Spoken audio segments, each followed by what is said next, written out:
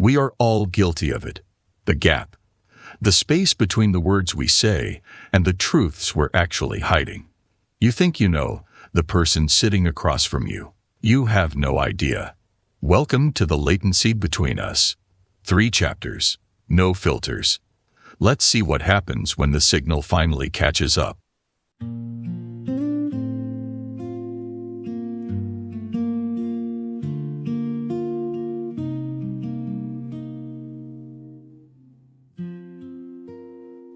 Chapter 1. The Glitch. The rain in Seattle didn't fall. It hung in the air like a damp, heavy curtain. Inside her apartment, Alea didn't mind. She lived in the gray. Her world was a 27-inch monitor, a mechanical keyboard that clicked like a rhythmic heartbeat, and a headset that filtered out the city's hum. In the physical world, she was a freelance designer who skipped phone calls and ordered groceries through an app to avoid small talk.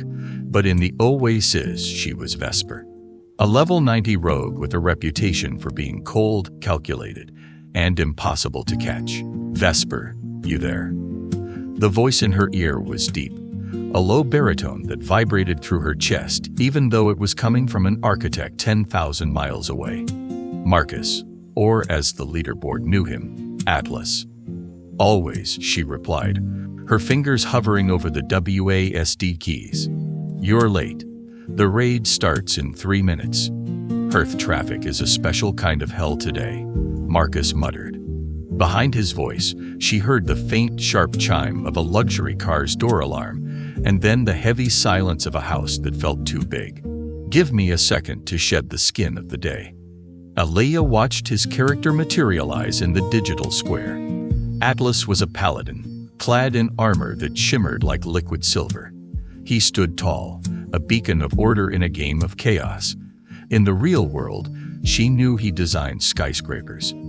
In here, he was the only thing keeping her grounded. Ready? He asked. Always, she repeated. They dived into the obsidian vault.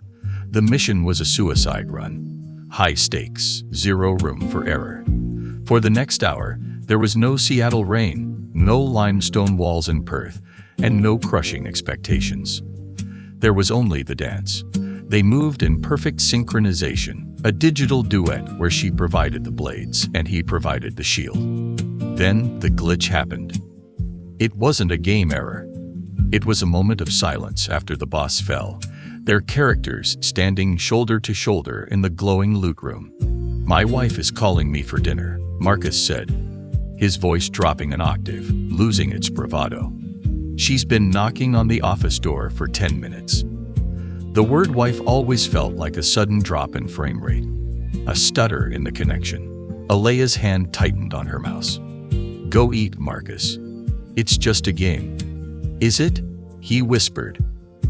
The sounds of the oasis, the crackling torches, the ambient wind, seemed to fade.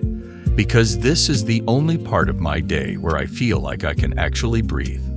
Alea looked at her own reflection in the darkened corner of her screen. Pale, wide-eyed, hiding. You're breathing now, she said softly. I'm talking to you, he corrected. That's not the same thing. The latency between them was 150 milliseconds. But in that silence, it felt like an eternity.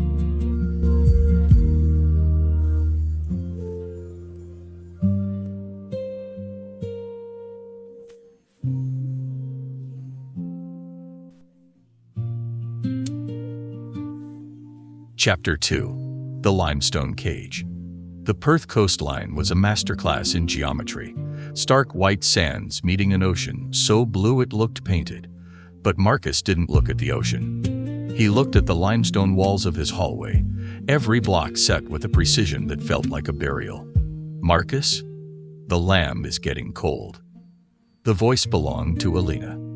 It was a voice he had loved for 15 years, but lately it sounded like a frequency he couldn't quite tune into. He stepped out of his office, the transition from the glowing runes of the oasis to the recessed LED lighting of his home making his eyes ache. Coming, he said, his voice sandpaper rough. The dining room was a triumph of minimalism. Glass, steel, and a single branch of eucalyptus in a ceramic vase. Elena sat at the head of the table, her blonde hair pulled back in a knot so tight it looked painful. She was a partner at her firm, a woman of spreadsheets and certainty. "You were in there a long time," she said, not looking up from her plate. "The Henderson Project." "Something like that," Marcus lied. The guilt wasn't a sharp stab anymore. It was a dull, constant throb, like a bruised rib. "We need to finalize the flights for the Sydney Gala," she continued, her tone conversational but direct. "And the landscapers are coming Thursday to talk about the courtyard. I was thinking of more limestone." "More stone." Marcus picked up his fork. The silence between them wasn't empty. It was pressurized. It was the sound of two people holding their breath, waiting for the other to admit that the foundation had cracked years ago. His mind drifted back to Seattle, to the rain, to the way Vesper, Aliyah, said his name. She didn't talk about galas or courtyards. She talked about the way the light hit the digital trees in the game, and the way she felt like she was disappearing in a city of 4 million people. "Marcus?" He blinked, realizing he'd been staring at his reflection in the wine glass. "Sorry, Sydney, right. I'll check the calendar." "You're miles away," Elena said, her eyes finally meeting his. There was no anger in them, only a devastating kind of exhaustion. "You've been miles away for months. 10,000 miles, to be exact," he thought. He waited for her to push, to demand the truth, but she just went back to her dinner. The limestone cage wasn't just the house. It was the polite, quiet refusal to acknowledge they were both drowning. That night, long after Elena had gone to sleep, Marcus crawled back into the office. The glow of the monitor was the only warmth in the room. He didn't log into the game. He opened a private chat window. "Atlas, are you still awake?" The reply was instantaneous. "Vesper, it's 3:00 a.m. here. I haven't slept in 3 years. Why are you back?" "Atlas, I couldn't stay away. The silence here is too loud."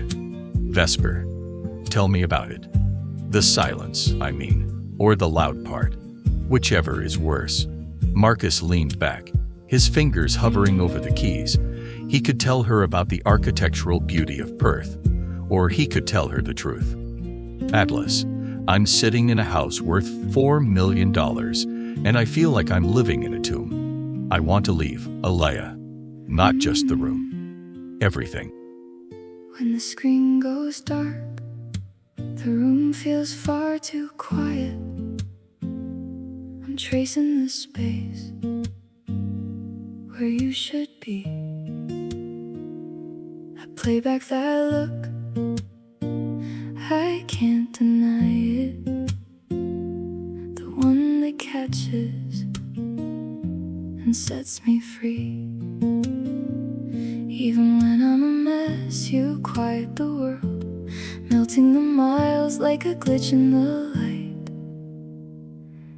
It's the kind of love that people write books about, the kind that sees the dream and helps it breathe. You're right here in my corner, removing every doubt. The realest kind of magic I'm ready to receive. Chapter 3. 3 a.m. Whispers. Aliyah sat in the dark, the only light coming from the twin monitors that cast a violet glow over her face. Her heart hammered against her ribs, a physical reaction to words on a screen. "I want to leave, Aliyah. Everything." Her fingers hovered. She should be careful. She should remind him of the Just Friends treaty they'd signed in the blood of digital monsters. But the Seattle silence was pressing in on her, and Marcus was the only soul who had ever looked past the rogue's mask. "Vesper, if you left, where would you go?" "Atlas, somewhere the walls aren't made of stone. Somewhere I don't have to pretend that fine is enough." "Vesper, the world is a loud place, Marcus. People talk. They touch. They demand things from you. In here, it's just us. We control the volume. Atlas, I want to see you. Aaliyah, not the avatar. I want to know if your eyes are as sharp as your wit. The tension in her apartment shifted. It was no longer about a game. It was about the ache of the 10,000 miles between a designer in a hoodie and an architect in a suit. Vesper, be careful what you wish for. I'm a mess of sharp edges and social anxiety. You've built a perfect life. Why would you want to look at my chaos? Atlas, because your chaos is honest. Everything I have is a polished lie. The chat bubble bounced for a long time. Aaliyah held her breath. Then, Atlas, I'm lying in bed, staring at the ceiling, thinking about what it would feel like to actually reach out and touch your hand instead of clicking a mouse. Is that spicy enough for a Tuesday? Aaliyah's breath hitched. She leaned closer to the screen, her pulse thrumming in her fingertips. Vesper, it's 3 a.m., Marcus. The filter is off. If you touched my hand, you'd realize I'm shaking. Atlas, I'd hold it until you stopped. The intimacy was terrifying. It was a collision of two people who were starved for something real, using pixels as a bridge. The just friends agreement didn't just dissolve. It evaporated. Vesper, there's a convention. Next month, in Singapore. Atlas, I know. I've been looking at the website for an hour. Vesper, if we go, the theory becomes real. We can't hide behind the lag anymore. Atlas, maybe I'm tired of hiding. The silence that followed wasn't empty. It was heavy, thick with the 4,000 miles of static and bad fiber optic connections that usually kept them safe. Atlas's confession hung in the air like a glitch in a perfect system. Vesper pulled her knees to her chest, the worn fabric of her leggings rough against her skin, a sharp contrast to the velvet smoothness of his voice. She looked at the small green light of her webcam, the only eye he had into her world. It was a digital substitute for the way he used to look at her in the old days, before the distance, before the just friends lie became a cage. Across the ocean, Atlas shifted in his chair. He could hear the faint, rhythmic ticking of a clock in his hallway, a reminder of the life he'd built on a foundation of good enough. Every second he spent in this neon-lit sanctuary with Vesper was a second stolen from a reality that felt increasingly like a ghost story. His hand hovered over the trackpad, tracing the curve of her jawline on the screen, feeling nothing but the heat of the pixels. The latency wasn't just in the signal anymore. It was in his chest. Counting down the seconds till the glass disappears, and I can finally hold the one who's been so near from the other side of the world. Dreaming of the first we'll find when I don't have to hang up the phone. Piano keys and guitar strings no longer playing all alone. Brainstorming plots until the sun leaves this place and the day is done. I wanna feel your hand in mine beyond the code and the calls online. You stood right in my corner when the book was finally through. I told you first, my informer, and you cheered like it was you. When that first copy finally sold, I knew your heart was gold. Though the ocean between us roars, it can't keep my soul from yours. The signal might have caught up, but the story is far from over. If you want to keep the vibe going, listen to the official soundtrack, From the Other Side of the World. Find it on your favorite social media by searching for @MisaAnneBrem. And for the full experience, grab the book on Amazon or Goodreads. It's available now in both ebook and the special extended edition paperback. Thanks for listening. Until next time. and I can finally hold the one who's been so near from the other side of the world. Until then, I'll meet you in the code, tracing the space where you should be, counting beats on this winding road, until you're finally here with me. Yes, I'll be counting the seconds on this long winding road, until you're finally here right next to me.